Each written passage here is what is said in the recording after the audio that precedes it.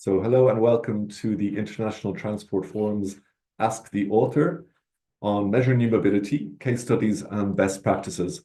My name is Ronan McErlane. I'm from the ITF Communications team, and I'm delighted to be joined by our lead author today, Philippe Crist. This report was launched back in December. It's part of the ITF's Mobility Innovation Hub.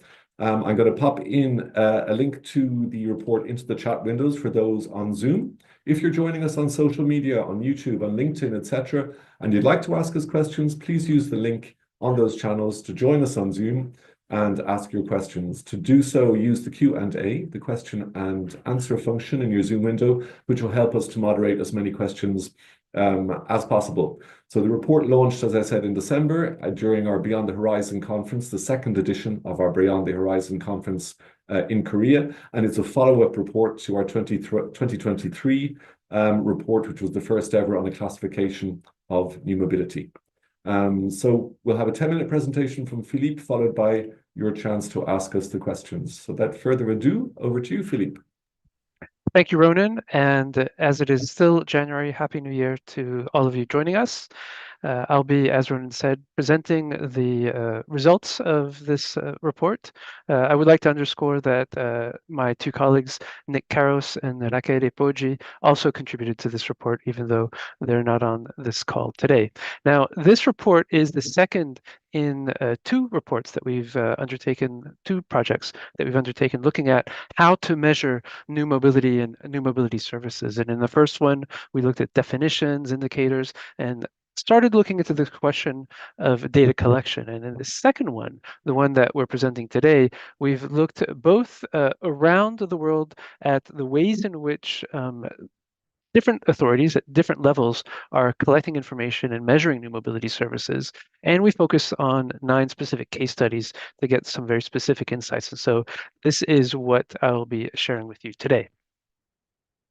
Now, clearly, new mobility services have appeared, and it's questionable as to whether or not they're exactly new. Bike sharing has been around for a long time. Scooter sharing has been around since 2017. Ride sourcing has been around since 2009. But generally, these are new types of services on the mobility landscape, and they play a small but growing and important role in providing overall mobility, especially in urban areas. But at the same time, they've had some significant and unforeseen impacts. These relate to the use of public space for different kinds of shared mobility devices, to the additional congestion impact of high levels of ride sourcing services, as we've seen here illustrated in a study done by San Francisco County, looking at the impact of ride sourcing on congestion in that county. So these are the downsides of new mobility. But the first thing we want to make clear is that the upsides are clearly compelling. These services are extremely popular, but they are often not very well measured by public authorities. And that act of measuring, that act of trying to understand how these services are being deployed, both what their positive impacts are and what their negative downsides are helpful to create better and more targeted policies in order to ensure that they remain a lasting part of the mobility landscape in our cities. Now, one of the first findings of this, and it is one that we have hit upon in a number of other pieces of our work, and that is that the data that is collected from these services by public authorities should be collected for specific purposes. And we've identified 3 overarching purposes where data from these new mobility services can help deliver on public welfare outcomes. The first is by providing data for better planning and policy. So how to actually understand where and how to invest in infrastructure and what types of services you want to facilitate or incentivize, and what other types of services might you want to better control. There's data as well that might be helpful to support operations, of course, from the private actor side, but also from the public actor when the public agency is the one that's contributing or delivering these kinds of new mobility services. And finally, a very important one is the data that's used for enforcement, for understanding when and where there are either vehicles or users that are not following the rules and where action has to be taken. When we look at the data that's available for carrying out all three of these types of outcomes, we understand from our discussions, but also from our broader view, that there are inherent data biases. And those data biases may lead to poor planning outcomes, to inefficient operations, and may also limit the type of enforcement actions or create unfair enforcement actions when that data is being used for enforcement. Another finding is that, of course, different levels of government, from the national to the regional to the local level, are concerned about slightly different aspects of these mobility services. And because they're interested in these different aspects, they'll measure different things. At the national level, we are concerned about how many of these services are representing the entire mobility spectrum when we look at all cities, for example, in a country. And at the local level, we might be very much more interested in the very specific impacts that the use of these services might have on public space, on public infrastructure. And at the same time, the regulatory frameworks that are applied for each of these different mobility services will also be different and have an impact on the way in which data is collected and reported to authorities. Here we can look at the different ways in which market entrants, new mobility services enter into markets, the ways in which these entrants strategies might have impacts on the kind of data that's going to be collected or made available to authorities. So in an unregulated case, the top flow, where a private actor enters into a market unannounced, then the public authority can only try to observe in an ad hoc way what the impacts are. If they allow the service to continue operation. Otherwise, of course, they can also ban the service, which we've seen early on in a number of different cities. When we look at the regulated pathways, a private operator might solicit the possibility to enter a market, a city or a region, to the public authority, and perhaps launch a pilot. And there, the data gathering is really focused, is only limited to the type of information that's coming from the pilot. A more typical case, or more typical cases now, are that services are entering into markets where there are either licenses that are put into place, or where there are specific calls for tender for those services to enter the market. And in either case, both in licensure, but also in response to a call for tender, public authorities have the ability to leverage both of those instruments, licenses and calls for tender, to request and require specific data from the new mobility services. And that allows them to put in place and manage the data collection and the data measurement pipeline themselves. When we looked across the world, and in the 9 cities in particular that were part of these case studies, we developed a framework that helps frame the way in which mobility. Ronan, is there an issue with the video? Yeah, it's just knocked off for the minute. See if you can pop it back on, Philippe. All right.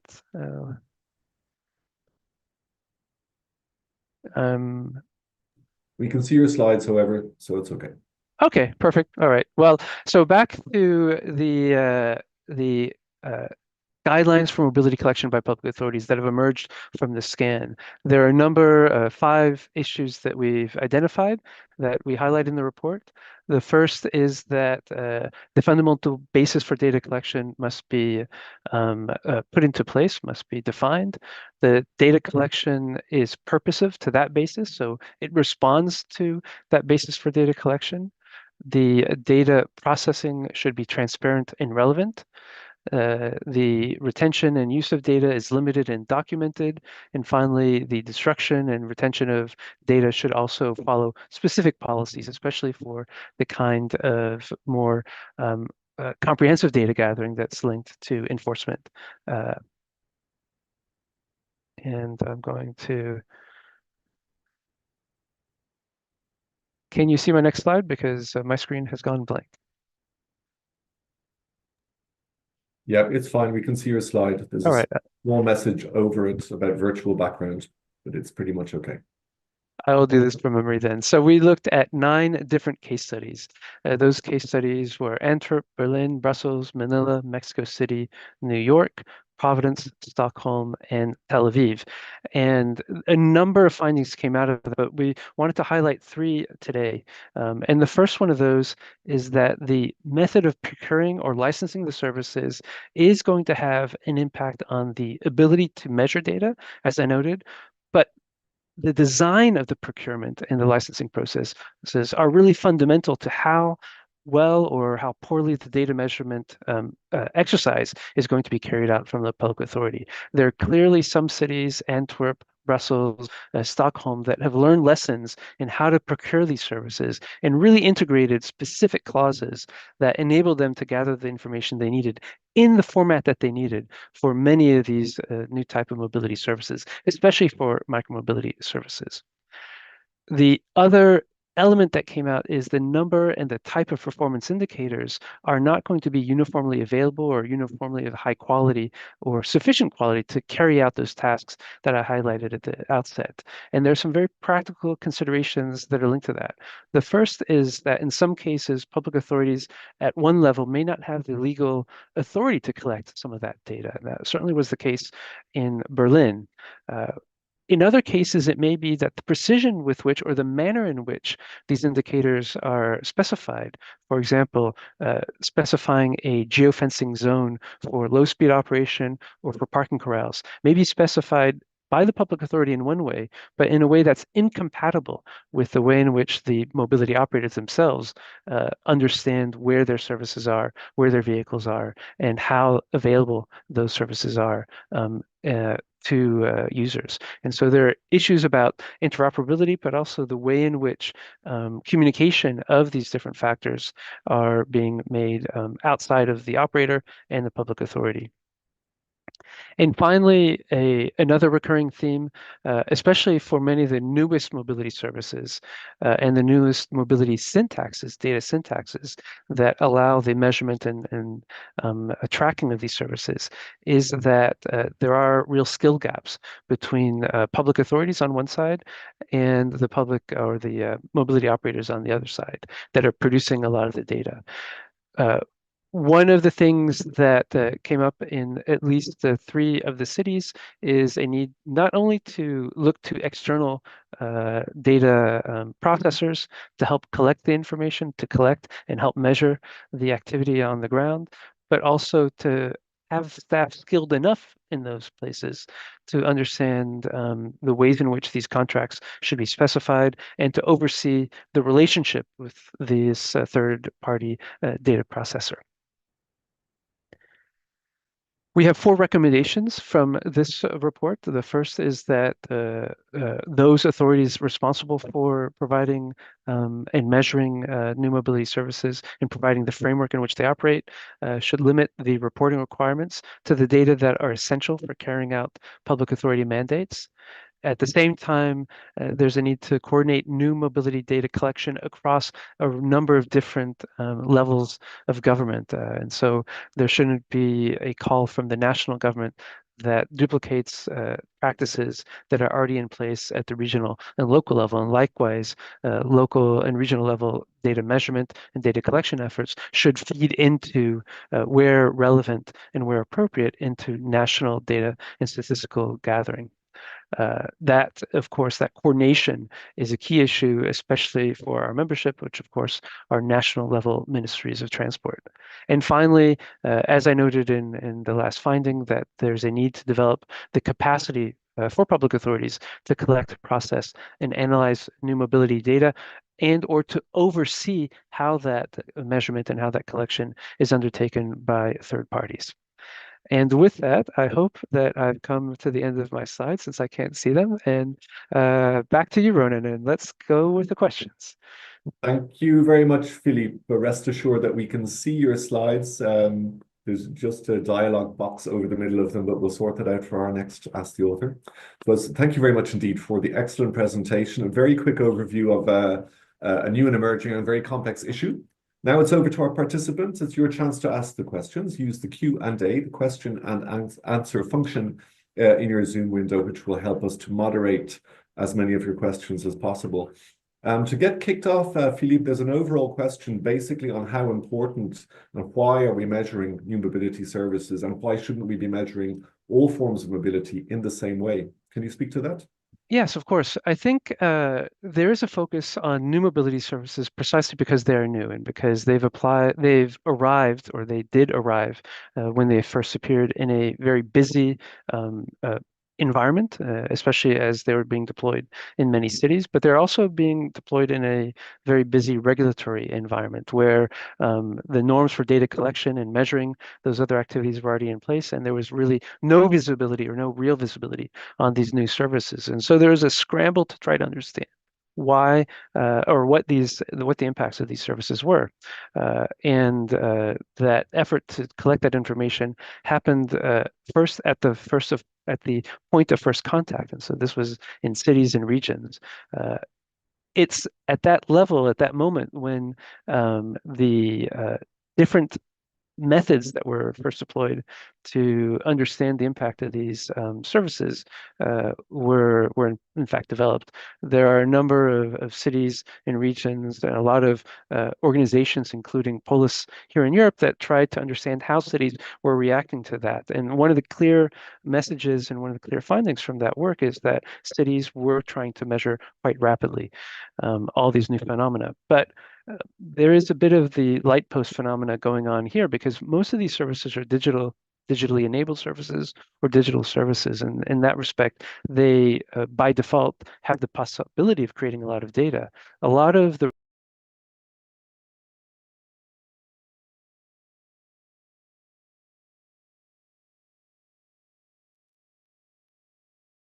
And it looks like we've lost the connection with Philippe for the moment. Bear with us. We'll try to get Philippe back online right away.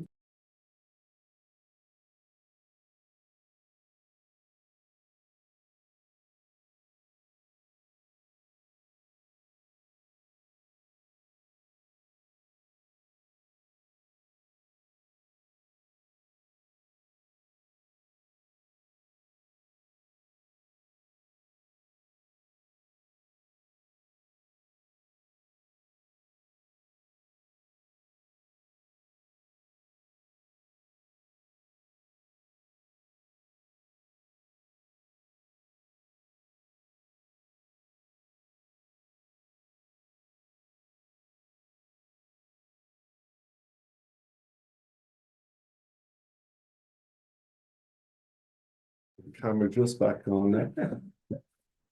So our apologies for that. Philippe will be physically beside me presently. There's Philippe. So sorry, you got cut off in the middle of your response as to why it's important to actually measure new mobility. Yeah. Why we're not measuring current services in the same way. Yeah, so what I was saying is that there is a real, when these services, the newer services first rolled out, there were real and immediate impacts at the point of first contact in cities and regions. And so there was a real need to very quickly try to understand what was going on. And then later there was a need up at the higher level, at the national level, to try to get a holistic view of what was going on with the arrival of these new services. What I will say, though, is that for these services that are generally digitally enabled or are full-on digital services, there is the potential to access a lot of digital data that isn't necessarily available from other ways of getting around, other forms of mobility, walking, cycling, people using their own cars or using public transport, which has a whole other way of collecting information. And so there is this bit of the lamppost effect where we're looking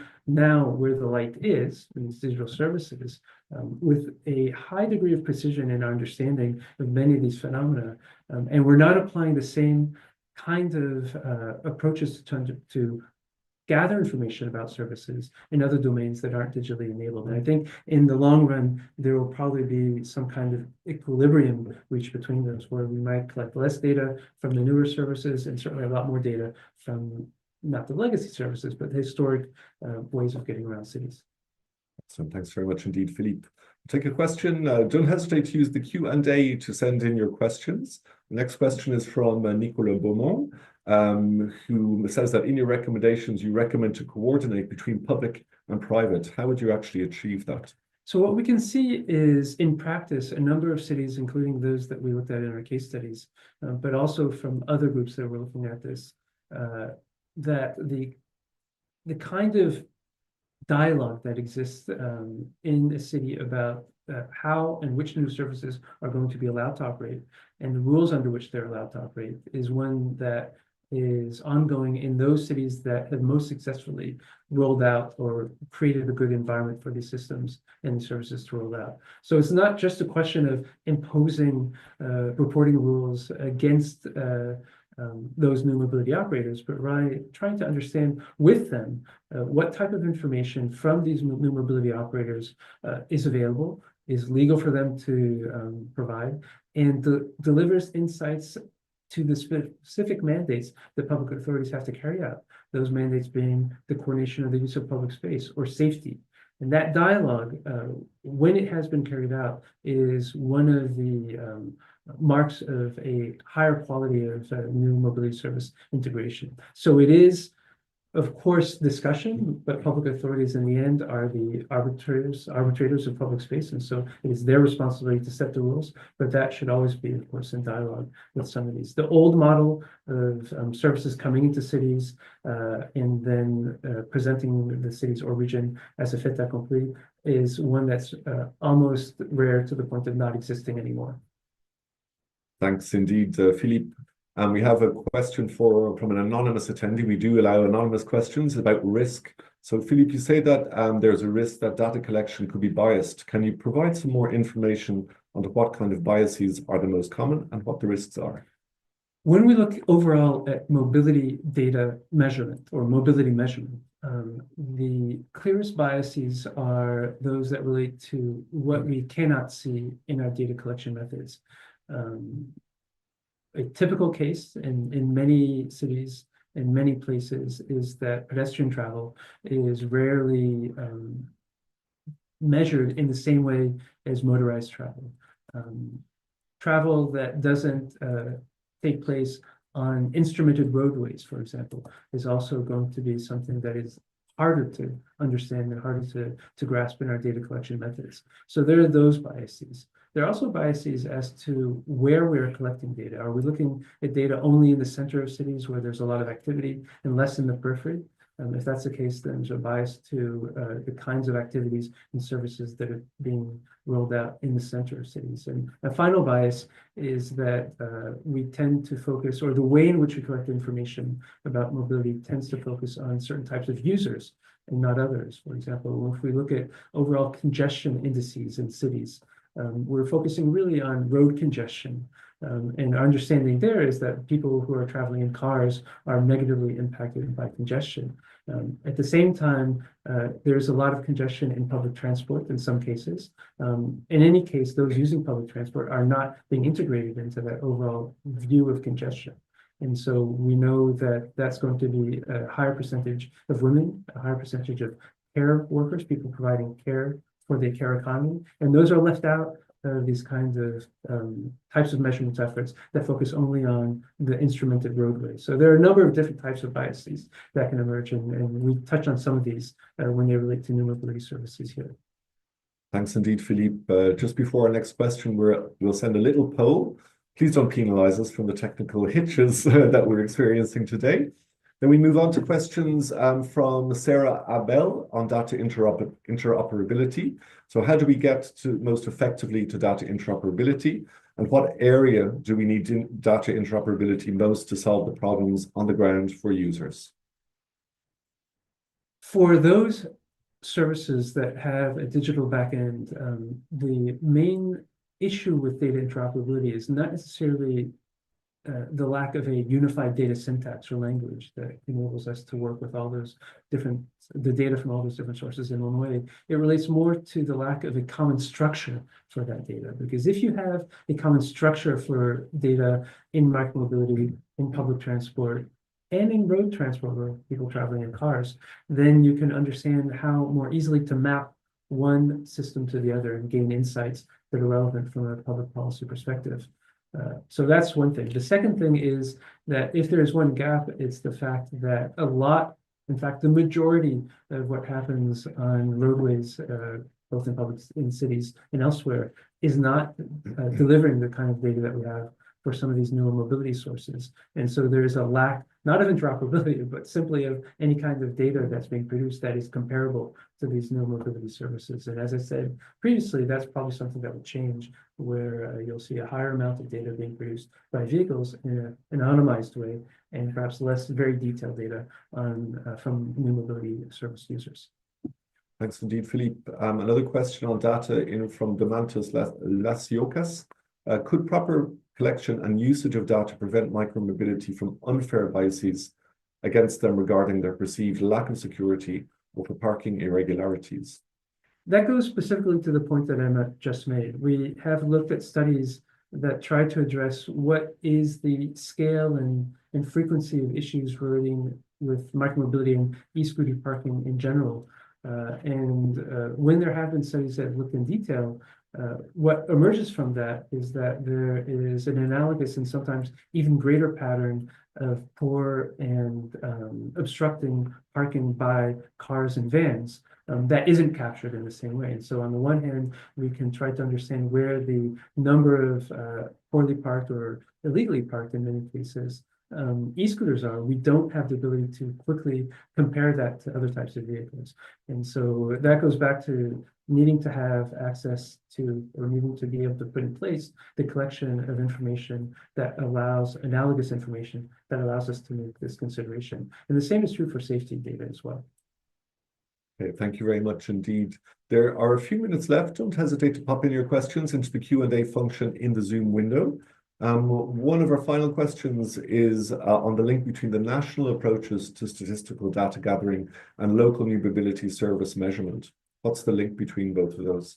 Well, the first thing I'll say is that the ITF works with our members on statistical information data by transportation ministries, and we have a working group looking specifically at that issue. One thing I can say is that the latency with which national authorities require or collect information is much lower than the latency with which cities and regions need to have access to the data for new mobility services, because as I said at the outset, their problems are slightly different, and some are at the coalface trying to deal with the day-to-day management of these services in cities, and the other are thinking about, well, what does this mean for the entire country?